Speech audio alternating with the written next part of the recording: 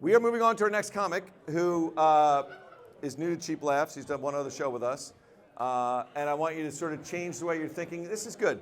This is going to happen over here on this screen. And if you can't see it and you feel like stretching your legs, you can take a spot in the back of the room for the next 15 minutes. It's a little tough angle. But this is a special comic we brought in. This is not your average stand-up comedy. This is not a whole bunch of dirty jokes, okay? You're going to learn something, okay? Your class is about to begin, and you're going to learn something from my friend, Brian Longwell. Can you bring the lights down, Coach? Well, thank you. Thank you very much. How about a big hand for Paul? Paul putting this show together. And I can't hear me over here. Can you hear me over there? All right, this is what these people have been dealing with all evening. They cannot hear.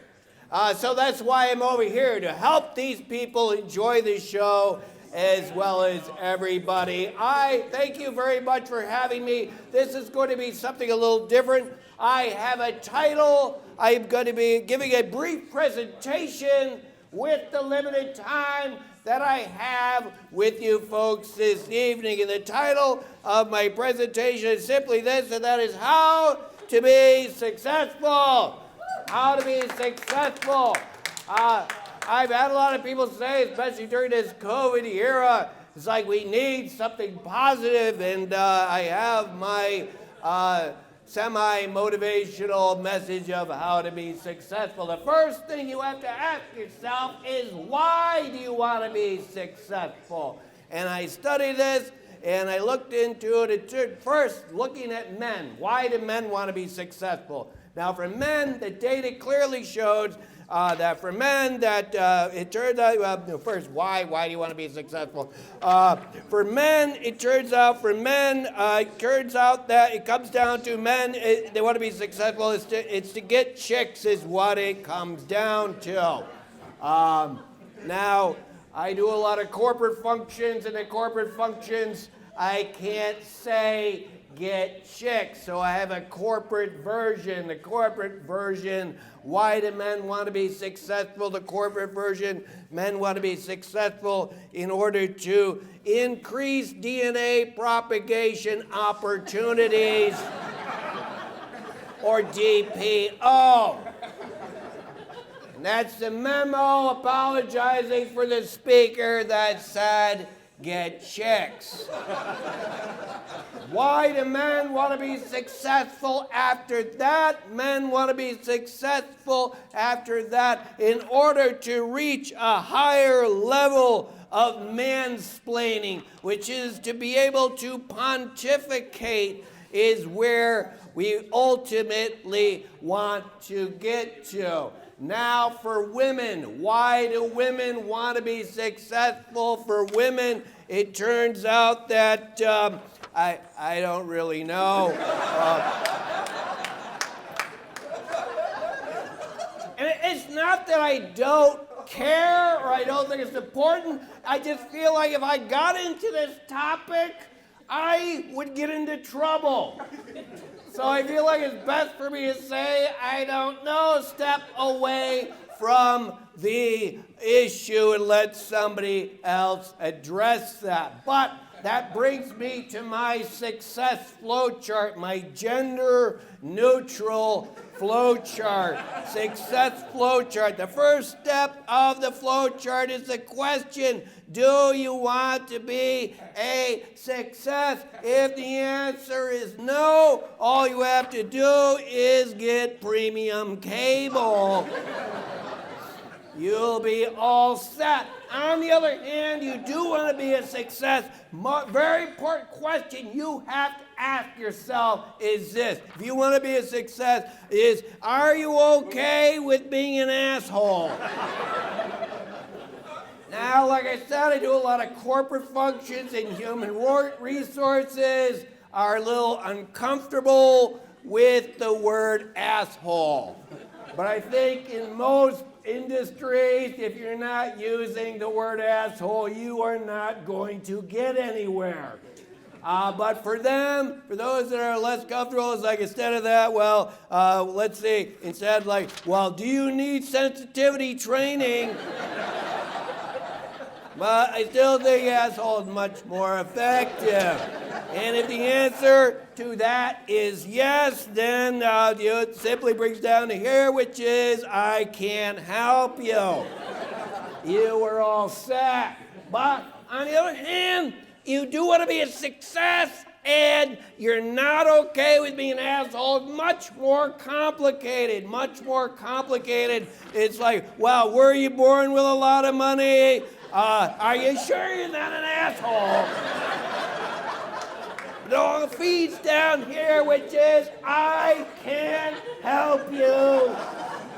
Because that's the honest motivational message. I cannot help you because the typical motivational message looks like this. This is the typical motivational message. So here is your goal. Your goal behind this brick wall is both to fire yourself at the brick wall, fail, believe in self, read a stupid book, and keep repeating this. When the most helpful motivational message would be maybe you should give up. Maybe this goal is not in your wheelhouse, as they say. And now some people have embraced the brick wall. Some people have embraced the brick wall, given up on the goal, and they worry about the things that they can control in their lives.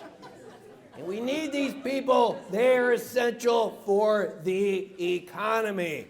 And on the West Coast, I see this a lot. On the West Coast, there's the people that believe that the universe will take care of the brick wall and make everything awesome. But the problem is the universe just doesn't give a shit.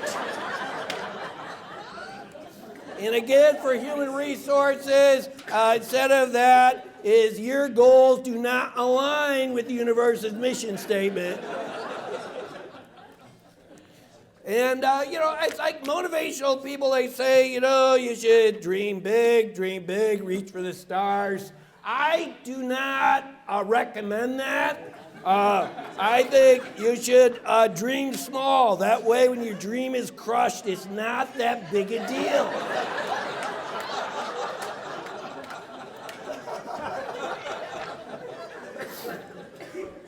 Now, one of the things that makes it difficult to be successful is something that I call the conservation of suckiness. This is where I have to get into a little bit of math with you folks.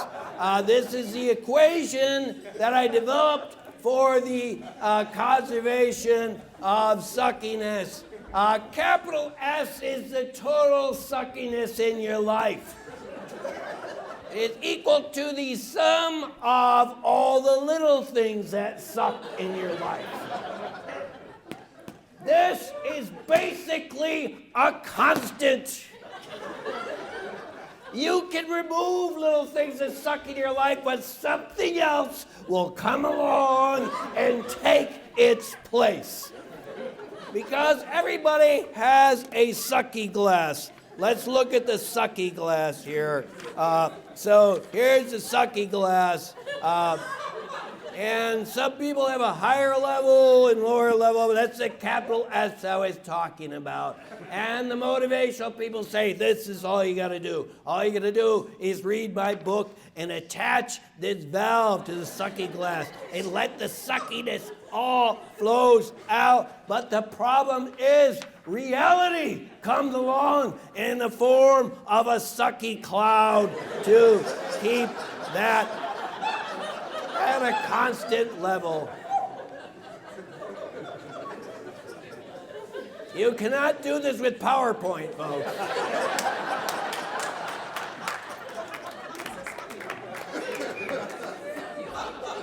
And what I do is I feel like the older people are more bummed out, and the younger people, it's like, yeah, that's basically how it works. So. Now, I actually do a lot of corporate functions for real. I've done stuff for AT&T and Cisco, Hewlett-Packard, a whole, John Hancock, just when they want to like screw with people. It's very effective. But one of the questions I've been asked to address, the issue I've been asked to address in the last several years is the issue of the multi-generational workplace. That this apparently is something that companies are concerned, want to have addressed. When I started working, it was like this. And so motivational people say this is what we got to do. What we got to do is we got to do team building. Team building should take care of that. So I made a team building. To inject a little humor into it. And I took it a step further. I made a team player team building. See where you fit in the team player team building. This is why staffing is a problem right now. A lot of these people stopped working during COVID, and they're like, okay, I want to start working, but I want to at least be here. And I tell people, it's like, whatever you do, avoid team building exercises, especially those outdoor ones, because they use it as a way to kind of cull the herd. Anything that involves canoes and rivers are what I call outpatient bound. My approach to the multi-generational workplace issue is we should learn a little bit more about the different generations. I like to start with my grandparents' generation. Now, my grandparents, all of my grandparents were born in the 18th century, and their goal back then was to not die. The problem was that you're probably going to die soon. So easy to understand the motivations and concerns of this generation. Moving forward to my parents' generation, otherwise known as the greatest generation, their goal was to have a good job and have lots of kids. But there was a depression in World War II. But after the depression in World War II, they really got a good job, have lots of kids, and regretted that part ever since. Now going to the baby boomers. Technically, I am a baby boomer, but I'm at the later end of it. Baby boomers, their goal was to have a groovy life, man. But what got in the way is the parents kept talking about the Depression and World War II. This was a serious bummer. And now most of them are Republicans. You tell me what happened. Now we come to millennials. I've lumped many generations with this group because it isn't like I do a hell of a lot of research here. But we'll just say millennials. Millennials, for them, their goal is parents' goal for the child. Obstacle, all kinds of reasons. How to overcome that obstacle, this is where the parents come into play. Come in here, like, here we go. We'll just take it right over there. To the goal. Like, SAT score's not good enough. Here we go. Kind of got quiet in the right side of the room, didn't it? But eventually, the helicopter runs out of gas, and the expectation to become a billionaire with an app idea does not pan out. And this is a participation trophy for accuracy. Here. So eventually this doesn't work out and they become an Uber driver.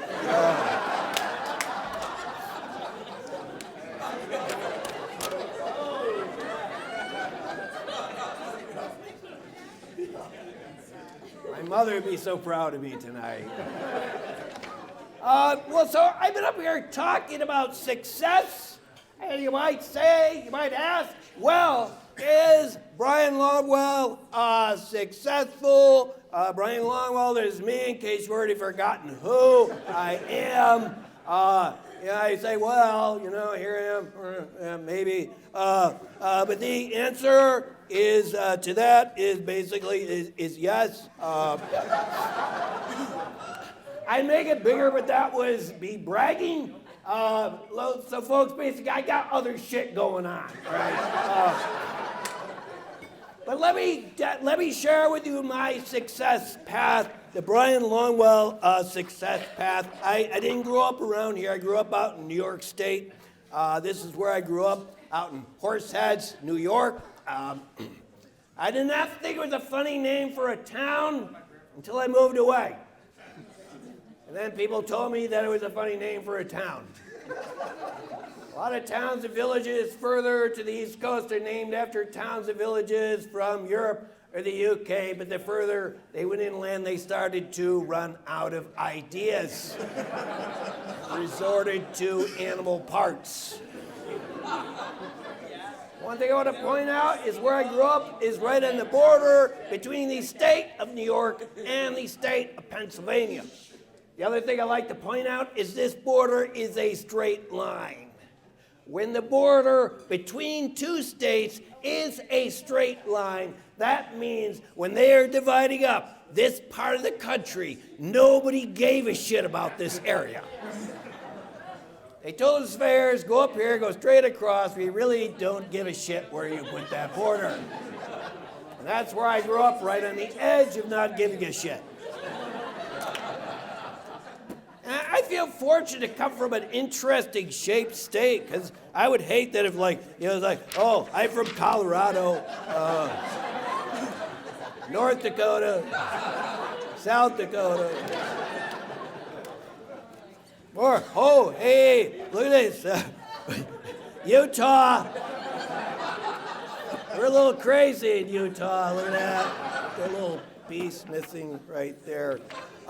So anyway, I want to share with you the detailed Brian Longwell success path. So I was one of 8 kids because we were Catholic. And I was the 6th son in a row. I have 5 older brothers.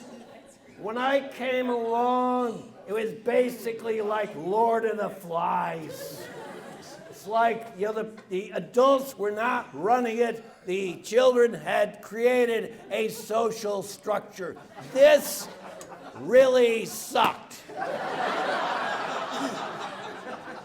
It was when there was a more Darwinistic approach to having families. Have a lot of kids, a few will make it. And there we were like baby sea turtles running to the sea. So I had to pay for college. That really sucked too. But it had to be done. I got a master's degree in electrical engineering, and then I worked for AT&T Bell Laboratories back when AT&T was the biggest company in the world, and not just a crappy cell phone company. By the way, AT&T stands for American Telephone and Telegraph. So next time you go to an AT&T store, ask to see the telegraph coverage map.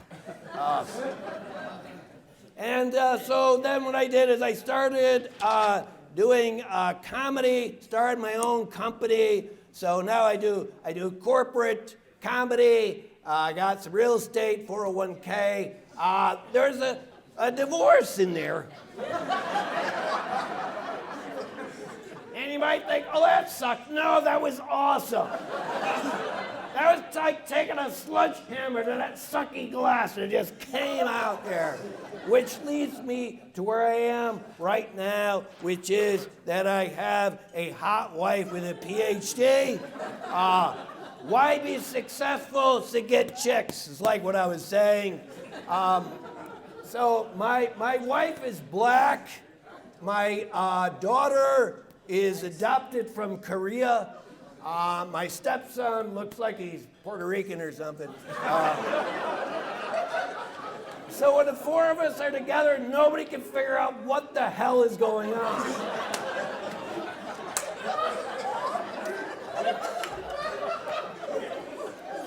Now, when I talk to professional speakers about what I do, they said, you've got to have these essential elements to your presentation. You need to have a beginning. You need to have an arc to your story. You need to have an ending that pulls it all together in a nice, neat package. But life isn't like this. In life, things start off, they go along, and then they stop suddenly, without warning, leaving things hanging there, awkward and unexplained. Thank you very much.